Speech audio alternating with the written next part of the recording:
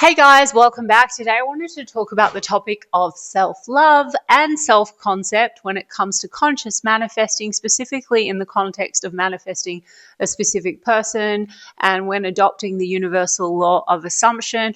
And I want to unpack this topic not in that kind of fluffy sense, which I think is thrown around a lot in the spiritual community traditionally, like just love yourself first, or a lot in the law of attraction community, or even in the tarot community. You need to love yourself first and learn to be alone before someone else will love you. And that's not really what I'm talking about. I want to talk about self-concept in the context of Neville Goddard's teachings. And when I explain this to you, I hope you can understand that self-concept is essential, and self-love in the sense of you accepting the fact that you are the version of self that is loved by another is essential, because in fact when you master this, your specific person has absolutely no choice but to mirror back to you that and to love you. So I hope that this clears things up and makes things easier for you. Guys, if you're new here, I'm Talzi. I'm a tarot reader and a spiritual coach, and on this channel I infuse mindset, manifesting techniques, and the universal law of assumption to help you shift outcomes, break unconscious patterns, and actually get your desired results, specifically in your love life. So firstly, guys, it's important to reiterate something that I've spoken about before, or that a lot of you who have been delving into universal law of assumption and looking into other teachers and content would be very familiar with. Your specific person is in fact your mirror. When we look at the universal law of assumption and the mirror concept, in fact, everything in your personal reality is you pushed out. So essentially, when we talk about your specific person, they're not in fact separate from you. They're actually connected to you through consciousness. However, you being the operant power of your own reality means that they are in fact you pushed out, and your dominant thoughts and assumptions about self and about them is what you will experience in your personal reality. Now, why does self-concept play into this? And self-concept, we could connect to self-love. However, it is not necessarily the same thing, and I can link up another video that I've posted before about self-love and healing, etc. However, the way in which you perceive yourself is essential.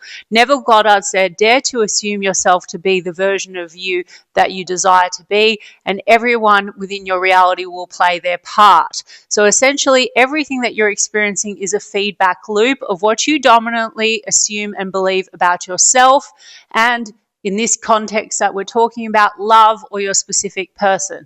So if you say to yourself, I am chosen, adored, and prioritized, then your specific person or other people in your world will treat you that way.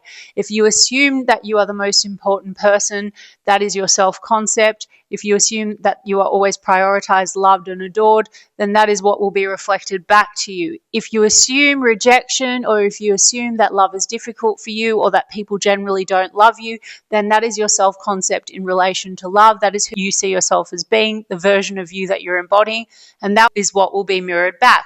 Now, knowing this is one thing, but living it is what actually shifts your reality. So let's go over exactly how to step into the version of you who already has your SP showing up right. Firstly, it's really important to rewrite the old story.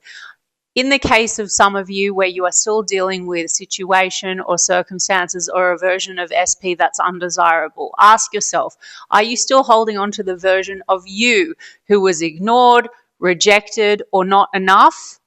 Erase it. Affirm to yourself, maybe using revision, they've always been obsessed with me. I've always been the version of me that has had easy time in love, or that has always been loved and respected and adored. Insert specific person's name, or just generally. When your mind says, what if they don't love me, or what if they are ignoring me, immediately shift to, why wouldn't they love me? I'm the best thing that ever happened to them. Of course they're going to reach out any minute now because I'm all that they think about. Guys, one version and another is not more real unless you assume it so. Embody the version of you who already has what you actually prefer. How would you think, act, and feel if you knew you already were loved? Would you chase it? Would you doubt it? Would you waver? No, you'd feel very secure, confident, and calm. So try this. Walk into a room and assume that every person including your specific person, would actually be drawn to you and your energy. Assume that you are the version of a person that everybody would love and adore and be magnetized to. And watch how the world starts to mirror that back, including your specific person. So let's talk about why your specific person actually has no choice but to love you. And I'm going to link up a video that I've done previously about how your specific person, in fact, already does love you, and that there is a version in an existence that feels the same way that you do once you accept this. Let's be real. Firstly, if you are the version of self that knows that you are loved, adored, and respected, that is literally who you are being, the main character, then why would anyone in your reality not in fact love you?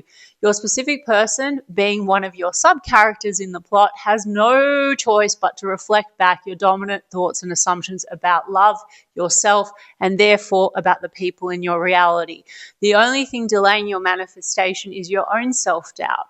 So stop looking at the 3D for proof. It's just an old reflection of past thoughts. Your job isn't to convince your specific person to love you. It's to convince yourself that you are already loved, chosen, and prioritized. So affirm this until it feels natural. This is why we do repetition, because we are impressing the subconscious with the new plot, with the new story, and the new reality that we would prefer to experience, which is also in existence because all versions of reality exist right now. So say to yourself, I am the most magnetic and irresistible person in my SP's life. They are a mirror to me. I am the God of my reality.